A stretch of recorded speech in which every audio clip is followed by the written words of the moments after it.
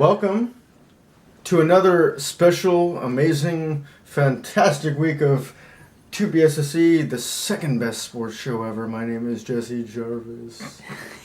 My name is Taylor Ankle. Yeah, it is. You're good. Thanks, man. You too. We both know our names. Been practicing. Not just, yeah.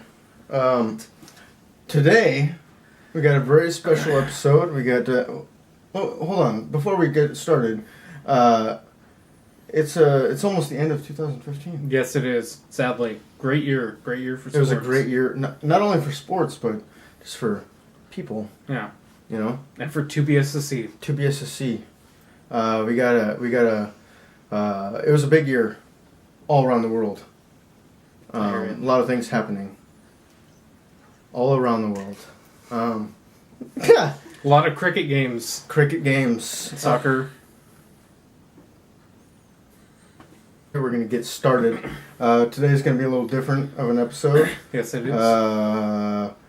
We got some possible things that are happening in the world right now, sports-wise. Would you like to get us started on what's going on in the world today? Well, right before this show happened, a great thing happened in Philadelphia. The city of brotherly love. Yep. Was there love shown to brothers? Oh, lots of amor to hermanos, let me tell you. For all of you Latin viewers. Chip Kelly was fired. Latin, Michael. Latin. Chip Kelly was fired. Fuego. For all you Latin viewers. I hear ya. Te escucho. For all you Latin viewers. For all you Latin. No. But on a more serious note, Chip Kelly was fired.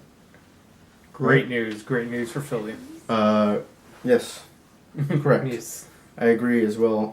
The guy does not belong in the NFL as a head coach at this point of his life. Not saying that he never will be at that point. Yeah.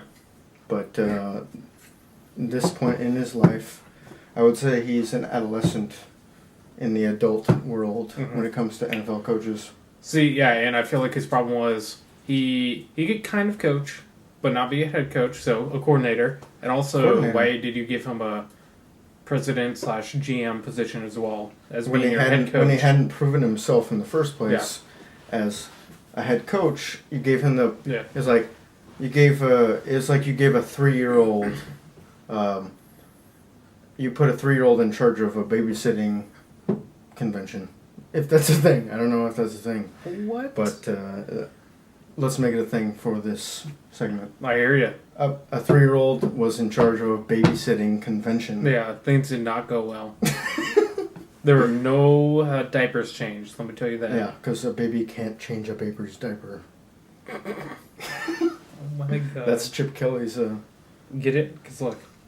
Chip Kelly. Yes. Chip Kelly out. I believe that he should get a job as an offensive coordinator with another franchise, possibly the Seahawks.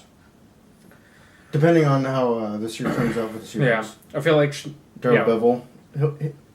He doesn't... I feel like he doesn't belong here, but I feel like he does belong somewhere in the NFL because he does have knowledge. He just doesn't... Far away from us. He doesn't... Yeah, he belongs, maybe on the East Coast.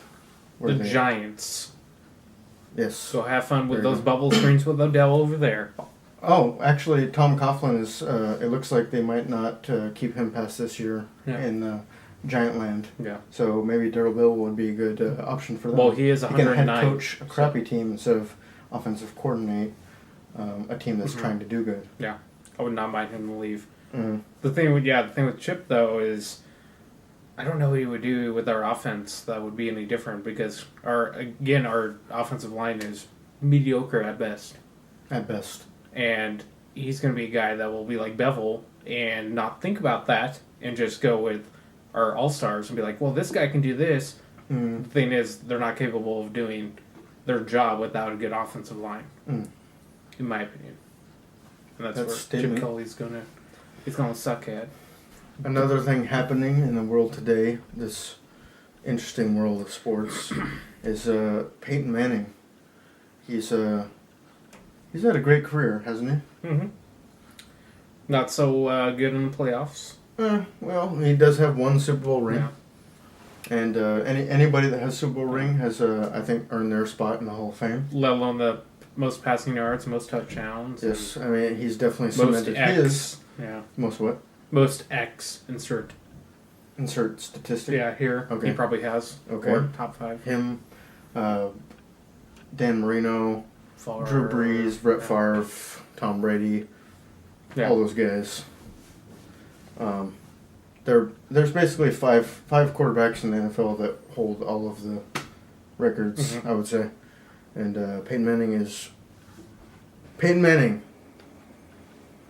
has been accused of doing HGH, human growth hormone. And apparently, if I heard it correctly, may not have, it was like originally something with his wife was involved too. Manning's wife, I'm not sure. And he got a hold of it and he started using. But since the report came out, like a day later, the doctor has recanted his report and now it's what nonsense. I heard that the guy that was accused of saying this had never never met him. Yeah, that's right. Yeah, never met the Mannings before. But yet knew. Like what? But yeah, so I mean myself, I think this is a load of BS. This whole Manning thing. I mean, it's just another ploy to ruin. I mean, it's basically like, you know, a publicity stunt, I would say, for anyone. I mean, it's just trying to make more drama in the world. And there's plenty of more players out there that would be deserving more than Manning in this situation. I've always thought of him as an upstanding citizen, a guy that plays the game the right way. He's a great player. He does commercials. Yeah. He does things for his community. And I don't understand why a player like this would have to deal with something like this. Yeah, and he knows Papa John, so he does know Papa John.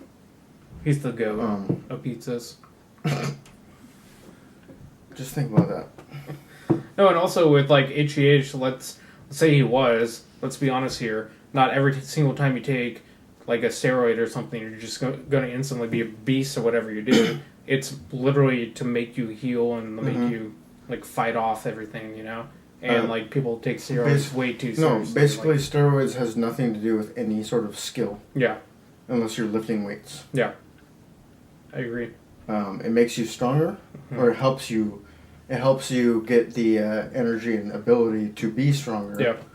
But it doesn't help you with any sort of hand-eye coordination or anything like that, which is the most important part about sports. I don't agree with the whole baseball thing. Like, obviously they shouldn't be taking steroids in baseball, but I don't think it has any effect on how good a baseball player is. Yeah. A baseball player, if they can hit 50 home runs, it's hand-eye coordination. You can ask anybody that plays baseball. Exactly. So I feel like everybody's making this a bigger issue than it is. Manning's top 5, if not the best of all time. You know, he's earned his way into the Hall of Fame where he belongs, and nothing should stop him. Yep, for sure. So there's that. We got Chef Curry. We both do, huh? Yeah, he's the most popular chef in the world right now. He's the top chef of the Golden State Warriors. Get it? Get it? Top chef. Yes. It's a show. Steph Curry has been turning it up. And then some. And then some. Rick Carlisle believes that Steph Curry has changed the game as much as Steve Jobs has changed real life. What are your words on this? Oh, my words on this include, I think he's right, you got Chef Curry literally shooting like 50% from 3, which is disgusting. In the last like 2.5 years or so, he's already made more 3-pointers than Larry Bird did in his entire career. And you got like the Curry. You got Curry, Klay Thompson, on that team, literally shooting threes 40% of the time. I think Curry has. Okay, you look at the best player in the NBA for the last 20 years.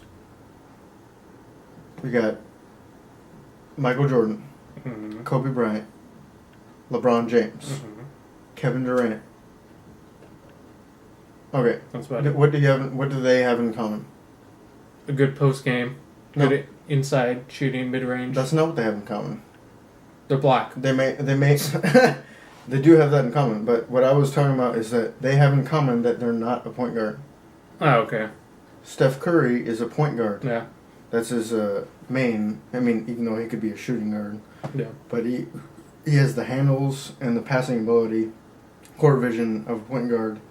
So he is a point guard, and I believe he is the best player in the NBA right now. And he's changing, because up until a few years ago, I want to say 5 or 6 years ago, the point guard was not one of the main positions in the NBA for drafting. It's pretty much all shooting guards. And then you started seeing people like John Wall, Russell Westbrook, Chris Paul. I mean, Chris Paul's been a little longer than that, but you got Steph Curry. You know, it's becoming a point guard's league. Yep. But even then, Steph Curry is changing that because those point guards don't take over the game at an exceptional level where he's literally shooting lights out. He can shoot from anywhere in the floor. Well, look at yesterday. He had 0 points with 2.5 minutes left in the second quarter, and he ended at the half with 17 points. He got 17 points in 2.5 minutes. Yeah. And he also ended up with Is that a joke? 14 rebounds. Yeah. His career high. Yeah. That's disgusting. No points with 2.5 minutes left in the quarter. I just think that Steph Curry is taking the game to a new level for someone that's he doesn't have a lot of meat on his bones. Not at all. He's very skinny. He looks like a kid. It's crazy that this kid looking guy is taking over the NBA. Yeah. He's making people forget about LeBron James when it comes to best player in the NBA. Yep, by a mile. And that's crazy because LeBron James is still doing LeBron James things. Esque things. I mean, he's not 5 years ago LeBron. Yeah. But and you got Kevin Durant, who's coming off an injury, doing his thing, but nobody's really talking about Kevin Durant. And the thing is, Curry is doing this off of winning the championship, winning MVP, where usually people are going to give you the entire season because you're the defending champs and the defending MVP. And he is still tearing everybody apart. Not to mention when they're winning every single game, every single team by 10 or 15 sees points. That target on their back. Yep. And it becomes literally the number one motivating factor is just to beat these guys, so we can be one of those teams that stops them from beating. We beat the defending champs. And stop them from breaking records. Another thing that's happened in this world of the sports that I'm not ready for is Kobe Bryant, also known as Kobe, is retiring from the National Basketball Association after this year, which I'm sure 90% of the world knows, because that's a huge deal. Big time. I'm not ready for it. I'm not ready for it. No one is. Honestly. The NBA without Kobe, it's like the NBA losing Michael Jordan. I would put him with Michael Jordan in that sense. You gotta remember, he's the remix. He's the MJ remix. Yeah, actually. I would say he is the closest player in the NBA that's ever played that's to MJ. Not just their skill, but the mannerisms are almost identical. It's pretty scary, actually. I think that the most important thing is that Kobe Bryant, he shares the same love and respect for the game that Michael Jordan did. And not a lot of people do. Like when I think of and the thing is, because of that, when I think of basketball, I think of MJ and I think of Kobe and no one else, just them two, just because of all the knowledge that they have, and there's no one else that I can even think of that I would sit there and listen to one basketball story from them two.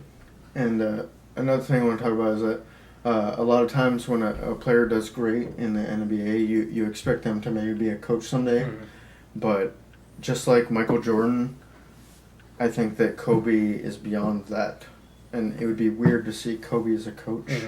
This might be random, but because I'm trying to think about what's going to happen in the future for Kobe, and I don't think coaching is where he is going to go, just because I just think that he's beyond that. Yeah, he's going to be like Michael Jordan. Yeah, he's going to be a front office kind of guy if he stays in basketball, or if he just he stays with his family, whichever one.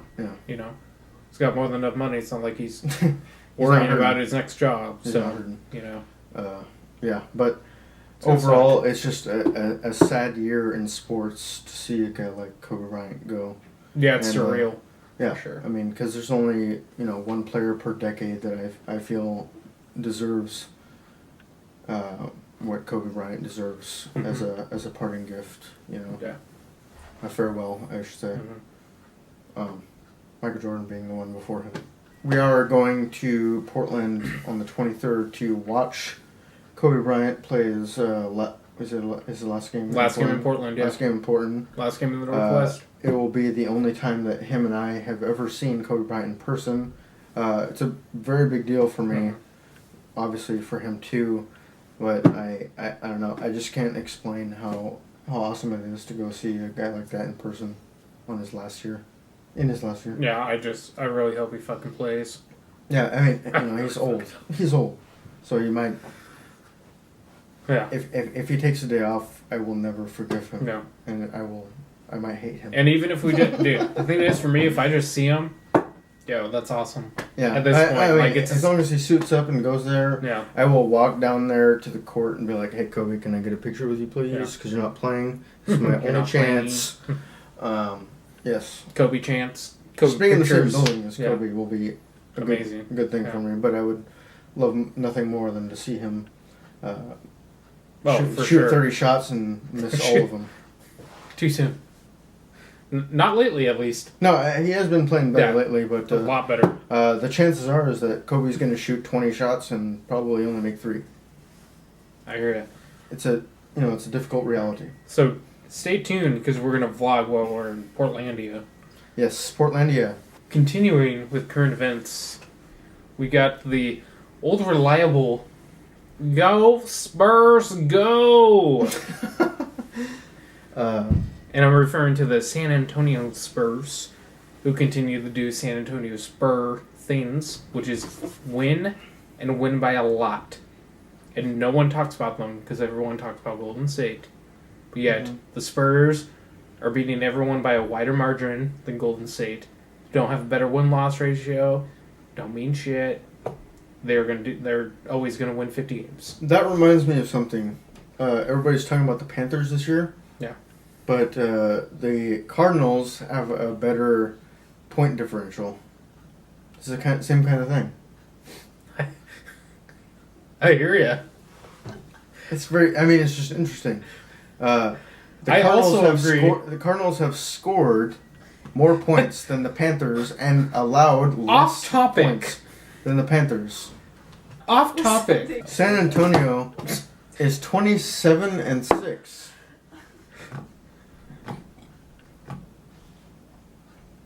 They're on pace for their 16th year in a row of winning 50 games. Yeah, pretty much. I mean, what the hell is that? Yeah.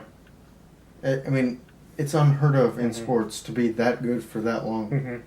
I don't think any sports team has ever been that good for not that long. Yeah, when you think of sports, win percentage wise and winning teams, you got the Patriots and you got the Spurs every year for the last 10 years. And that's the thing, Spurs are growing up on 18, 19 years of just being 50 wins or close to it, which is disgusting to be that good that long. When you have another basketball team like the Bucks who haven't been good in 20 years. You got the... False. 20 years? Ray Allen. on the Bucks? They made the playoffs like 3 or 4 years in a row. That doesn't mean that they were good. Oh, it doesn't mean you're good when you make it to the playoffs. What? You're right, especially when you do it a few years in a row. Okay, let's talk about the Bucks from 3 years ago with Brandon Jennings and Monte Ellis when they versed LeBron. We're going to 4-0 them. They were terrible. They had a losing record. You're talking about the Bucks in a whole. Unless... They had Michael Redd for a bit, but they weren't. I'm talking about organization with constant success. Okay. 1 or 2 years doesn't count. Okay. Constant success. No one in the NBA has done that. No one. Nobody. Maybe the Heat when they had Wade and Shaq for that like 4 or 5 year stretch, and then 2 or 3 years LeBron of garbage, and then LeBron. Maybe you want to count that, but that's not it. Nothing. And then counts. You could count the Lakers for the 3 chips in a row, and then plus we're in the playoffs for like 8 or 9 years in a row. Mm-hmm. You can count them in there. Well, I'm pretty sure Kobe made it to the playoffs every single year of his career until like 2009. Last 2 or 3 years. Or something. Yeah. So it was like from 96 till 2009. Yeah. Or something. Yeah, I want to say no, maybe even more because I want to say up until Nash came, Nash and Howard. Maybe the year before they. No, because Kobe spent an entire year by himself. Oh, before them was Powell still on the Powell was still on the team with Odom. No, Kobe spent an entire year with none of them on his team. I promise you. Where was Powell? Not there yet. He came the next year. Oh, this is like early 2000s? No, this is like... No, not early 2000s, because Shaq was there until 2005, I think. Okay, this is like mid. I would say it was like 06 or 07. Okay. Kobe was by himself. Okay, so one bad year. Again, Lakers. We put that in the list. There's only 2, 3 rosters, teams, organizations in any sport. Maybe the Blackhawks in hockey with the Hosers. All right, no more ghost words go. That concludes our... we're going to do 2 episodes today. Our first episode was about current events, just the main things that are happening in the world today. And I think we covered some pretty good ones. Thank you for watching. Thank you for caring. Please like. We're awesome, so... Yes. And you already know that, so... Subscribe. Just tell us that in the comments. And like us. And subscribe to us. And then you'll be doing your duty as an upstanding citizen. And stay tuned for next week's episode. /shit. Cut. We're going to be doing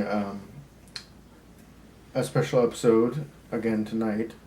So, and that'll be uploaded at the same time, so you guys can watch that too. But it'll be completely different than what this was. Thank you for watching. Subscribe, like, watch. Thank you. Follow us on Twitter. 2BSSA. Boom.